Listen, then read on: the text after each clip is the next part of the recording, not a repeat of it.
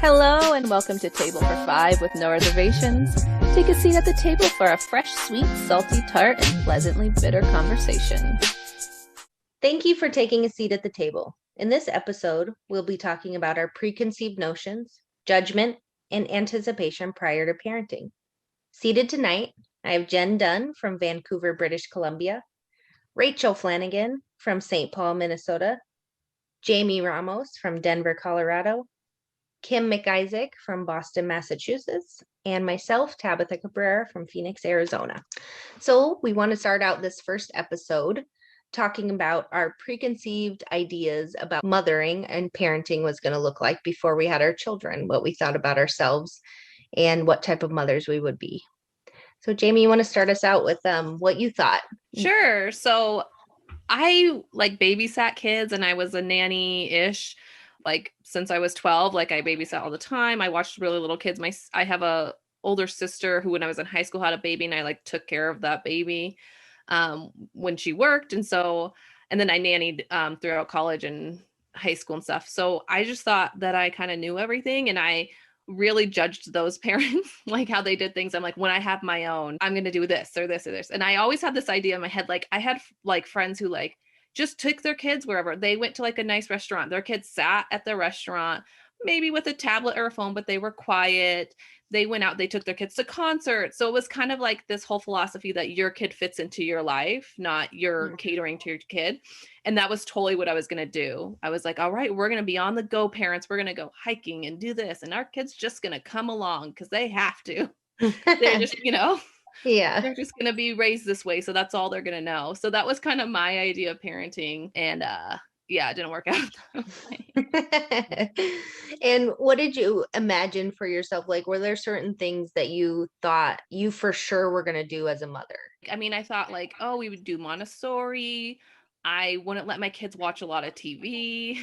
I would bake and be crafty and do lots of crafts and stuff with my kids, and kind of a little differently than when my mom worked all the time. And we did do some of that stuff, but I never had a stay-at-home parent. So I was like, I'm going to be a stay-at-home mom for the first few years and really spend time with my kids. And this whole plan in my head that I had been around so many other people raising their kids that I knew what I wanted to do and I knew how to do it. Yeah.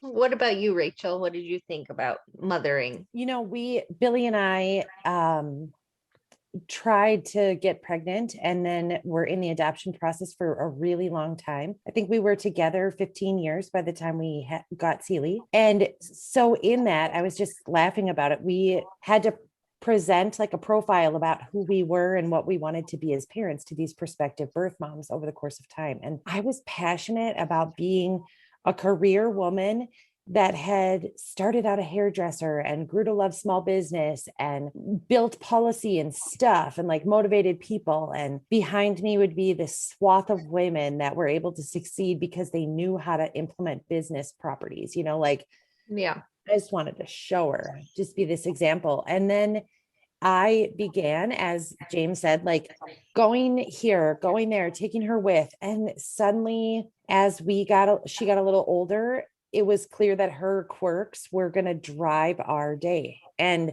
I just didn't know what I know now. But yeah. I did picture having gone to Aveda. I wanted a little girl to play with her hair, and boy, we got hair.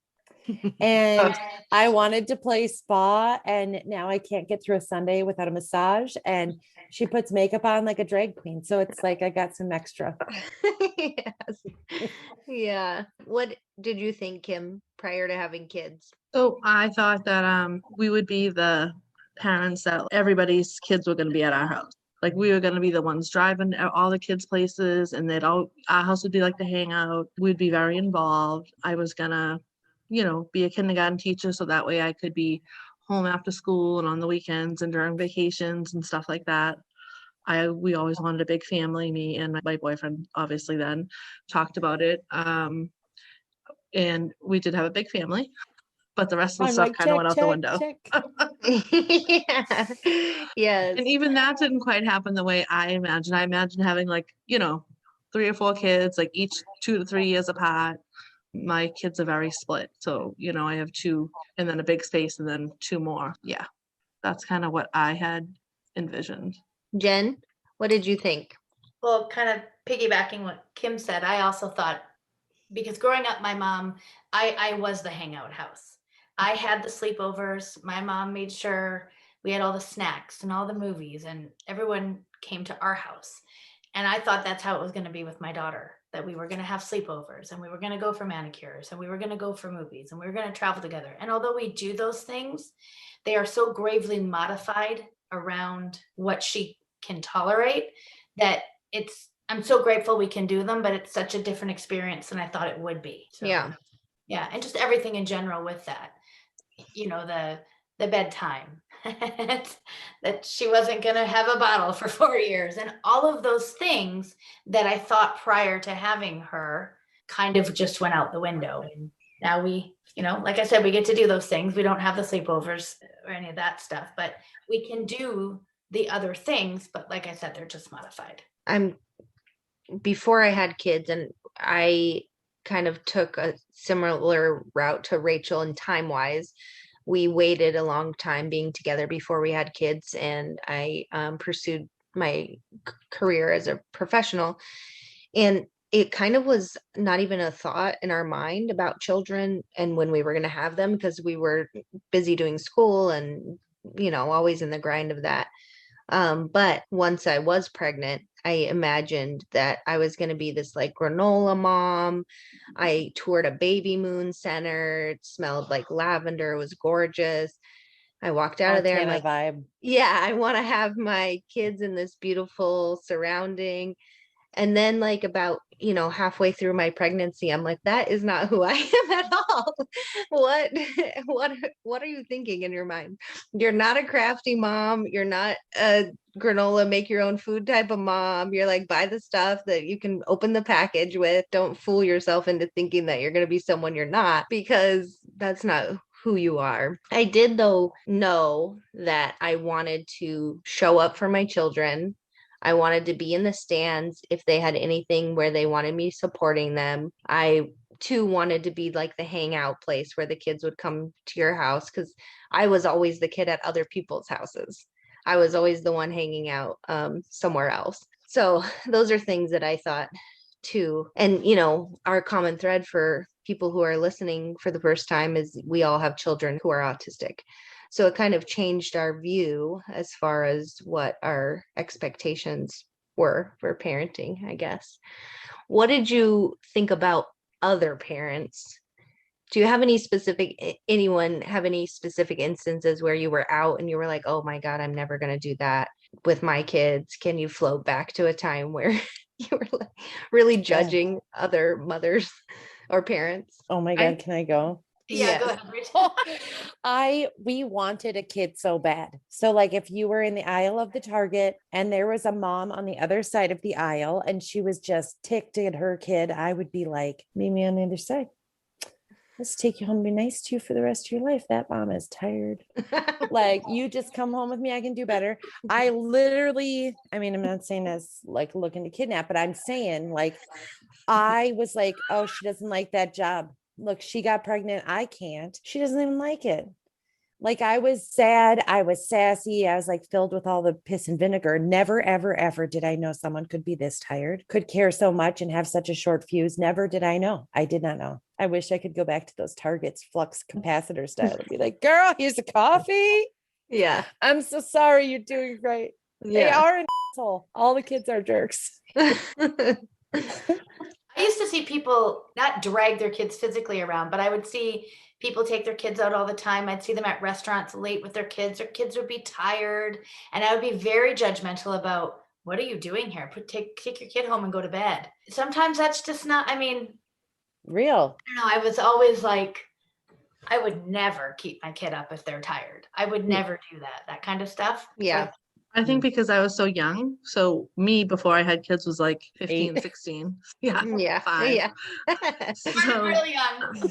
My thing was like just so superficial. Of course, it makes sense at that age now, but was like, oh, they're going to have Nike sneakers. They're going to be dressed nice. Oh, they would never they're never going to wear ducks on their clothes. Like animals.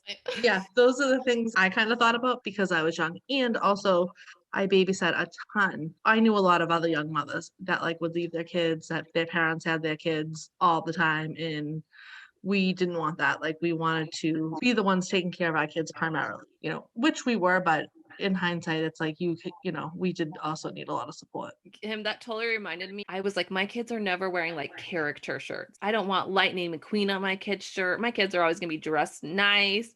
Yeah. Now if my kid wants to wear, like if he asks to wear a freaking Mickey Mouse shirt, I'm giving him like 5 million Mickey Mouse shirts. Yeah. That person. I remember I was like, oh no, I'm controlling how you.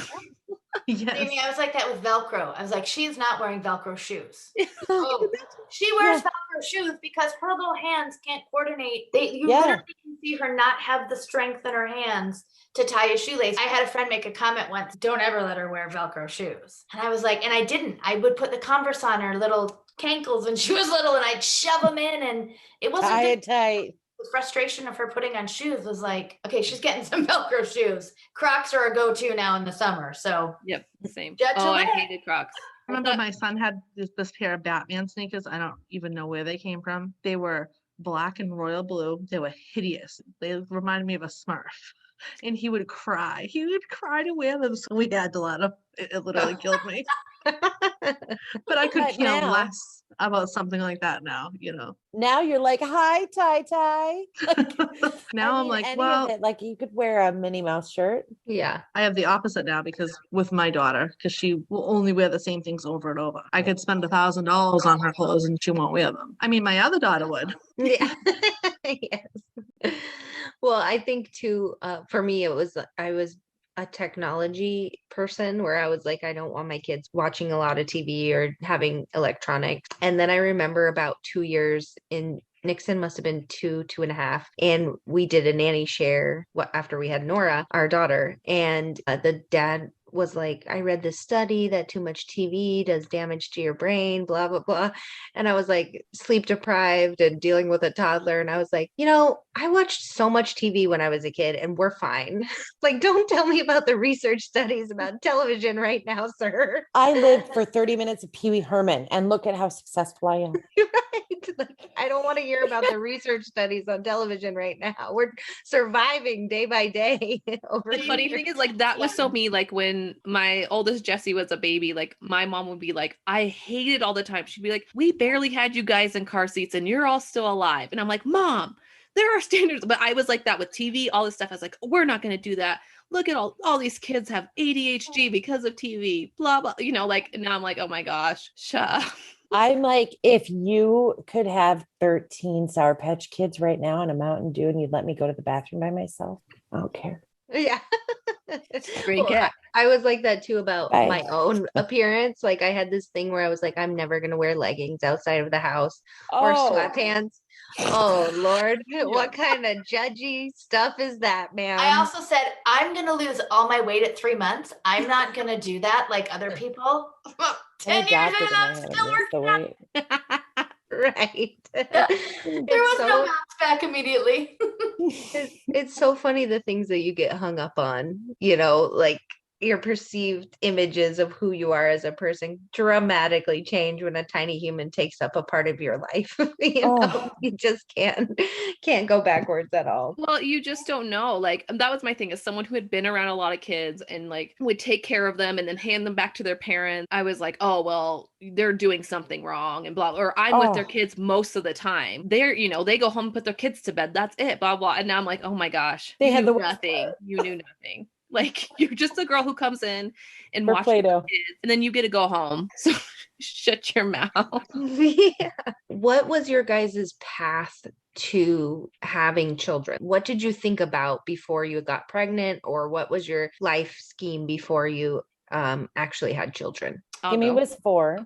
I mean, she's like, I was at prom. I was 16, 5. So I wasn't really expecting to become a parent at that time, but I did. I was actually 17 when I had him. So my path was a little bit different than the rest of you guys. And then we had my daughter 3 years later, which we wanted to have another one because we didn't want him to be an only child. So I had 2 kids when I was 20. So I didn't really have that kind of time to think about that ahead. Yeah. It just kind of happened. Yeah. Well, what did you think with the other 2? Because you had this gap. when I got pregnant with my daughter, Kiara, who's my third, she was a very big surprise because after having my daughter, who's autistic, had a lot of behavioral issues at that time. She was very, very demanding. You know, she just consumed a lot of my time and my energy. And I couldn't really imagine having, I just didn't think it would be fair to her or another child to have another child. But in the back of my head, I think I always did want to have another one, but I was also afraid to have two children with special needs. And I have a son also. So, but I got pregnant with her. It was 5 weeks before our wedding. So it was a complete surprise. But, you know, it ended up being good. We ended up being, you know, happy. And my husband's mother was sick with pancreas cancer. So it really gave her something to like, you know, once she was so excited about it, like everybody else had to like get on board. And, you know, she was fine. It was a lot of worrying for me. I worried my whole pregnancy. I worried, you know, almost her whole first year. It's hard not to. Yeah. And then when I had my fourth, which is Lexi, she was another surprise. So I was surprised a lot. I didn't figure it out by number 4, Kim. How is this happening? I was on the birth control patch. I don't recommend it for anybody else. I should have tried that. It did not work for me. And then with her, it was very overwhelming because I had my son who was 8. I had my daughter who had special needs. I had a 2-year-old. Well, actually, when I was pregnant, she was 15 months. So like I was barely managing what I had. So thought of putting another person in the house that I had to take care of I couldn't even, I mean, then I'm really outnumbered. I was home. My husband worked. 1 to 4 is not a good ratio. No, that's not good at all. I was really nervous about just being able to manage and handle all that. But I didn't worry as much as her because I didn't really have the time to worry. So at least, you know, kind of got that. Yeah. Well, and you kind of had all the things that we think about as special needs parents. Like you had one child first who was neurotypical, then your second child had special needs, then you had 2 come after that with all the worry of potentially, you know, whatever the life circumstances were going to be. Yep. And with Kiara, as she was growing, I could kind of, you know, I still was a little bit guarded, but I could kind of see that she was, you know, developing, hitting the milestones that she should hit. And, you know, I was watching out for all the little things that I didn't necessarily know to watch out with Alyssa. So by the time Lexi came, I was just madness. There was no time. There was no time to worry about it. Whatever, come as you are. Yeah. What about you, Jamie? How did you decide it was time, or did you? Was it a surprise like him? No, well, it wasn't a surprise to me, but maybe my husband just so my husband's 7.5 years older than me. So for me, it was like, we got to have kids soon because you're going to be like a grandpa by then. But we had finished college like a year before. We went to film school together. So we were hoping to be filmmakers. We were developing a documentary at that time. And I don't know, it was just like the next step. Like I really wanted to have kids. Oddly enough, so 2 weeks before we got married, we were in a mass shooting. That really changed my perspective on life. I originally was going to do my career first. So we got married in 2 weeks, and then that was going to be our senior year of college, of film school. So I was so stressed out by film school, and I just wasn't happy. And that whole experience of being in the mass shooting made me really reconsider my life, look at what made me happy. My family, I come from a really big family and I love kids. And so I kind of really changed my tune that last year of college and moving on. I didn't want to run off to LA and try to do like big movies or anything anymore. I kind of want to do more documentary stuff or independent movies and just be more happy. And part of that was having kids. So it really was like, you know, a year or so after school. And like, since my husband was older, I was like, let's try to have kids. And it was literally like the first try I got pregnant. I was like, oh, I didn't expect that, but it was good. That's how we had Jesse. And yeah. Rachel, I know you talked a little bit about your path. I'm like verklempt.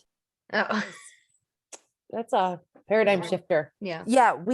Billy and I were together at 15, as I said, and we wanted to be parents right away. And I was adopted and he was born from very young parents. And we felt like a lot of times, like in my case or in his, kids just happen sometimes, like these two.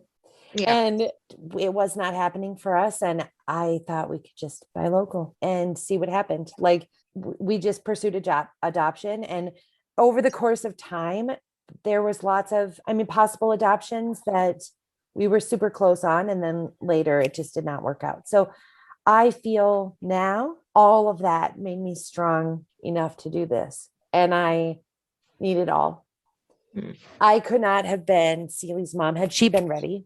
Let's just say I could not have been what she needed 2 years prior. And I did. I thought I was going to be one thing, and this is not it. But I do know that like every single employee, every single work challenge that I had, every single personal endeavor that I have gone through has sculpted me to help her with her struggles. And she's like the lady that shows up late, and the lady that has her own timing, and the lady that cusses back at me, and the lady who doesn't listen during a coaching statement, and the lady I just would rather get rid of on a Tuesday sometimes. She actually sounds a lot like me. Yeah. We might share a spirit animal actually, but I didn't know that Celie was anything but quirky. I thought she was our only kid. We did not have a lot of people around us that had young children. And so like she seemed wicked ahead of the game compared to some of our friends, and then like not. And I thought that when you were and when you weren't, it just sort of all came out in the wash, and we never like got past that. And I would say for C, it's been like getting more and more complicated as time has gone. So it's challenging the mom that I thought I was becoming. I thought I was tired when she was 2. Yeah. Jen, what about you? What was your Actually, Kai's dad and I were together for maybe 6 or 7 years prior to me getting pregnant. I was actually going for fertility testing because I had just never gotten pregnant. And so I thought, well, my friend said, well, you should just get tested, because if you do plan on having children, and everyone always thought I would be the one that had the big family. Clearly, I took a different turn. And so I was having fertility testing on a Tuesday, the appointment. And on a Thursday at work, we had a little in-house meet and greet thing. And a customer literally leaned into me and said, do you have the flu? I've never seen you look so white. So I was just sick. And so the girl at my office said, you're pregnant. I'm like, I'm not pregnant. She's like, you're pregnant. You're sick all the time. And you're never sick. And she went and ran and got a pregnancy test. And I was pregnant. So I ran out of there. I ran to the doctor, did a urine test. I came in. She said, you're pregnant. I said, no, I'm not pregnant. No, I am not pregnant. That is someone else's pee, okay? Tuesday.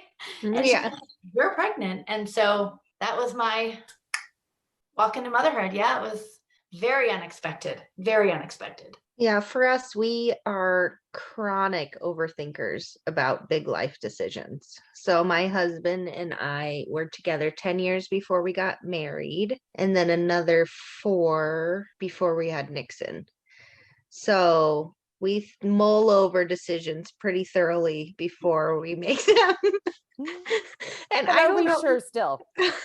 And I don't know if that's just like a fear-based thing, because both of us have had very uncommon paths in our lives that run a thread. So it's not just like, oh, here's one thing that happened to you in your life scheme that you need to get some grit and get over with. We've both been through a variety of things that, can tear down a spirit. So I think we're cautious always with how it's going to go. And it's usually in the 1% of you get a different path, so we mull things over and we think about them. But when it was time, we got married because very practical reasons. I didn't want to change my name on my law license after I had it. So it was either I was going to take his name or I wasn't going to take his name. Let's do this. Let's do it. Business card. So that's it. Yeah, I got to get these business cards. We're not changing it after the fact, so let's figure it out. Oh my gosh, I love that. Yeah. And then when we decided it was time to have kids, we were older. I was like, okay, we really should start thinking about this, because we either are going to start planning to have children or we're going to not have children. And I always wanted to, and he always wanted to. So we just tried, and luckily we got pregnant with our son pretty quickly, surprisingly for us. And, it's been the same common ride of our life, that it's not the typical situation, which gives you grit and beauty all in the same time. So that was kind of us. Our kids, they're, these paths. Yeah, these paths are really crazy. So, that's it. That's us. That's our judgment. That's our preconceived notions. That's our anticipation prior to parenting. And, we're going to do a full series on this, Talk Like a Mother. 4 more episodes to get to know us. And We will chat with you next time.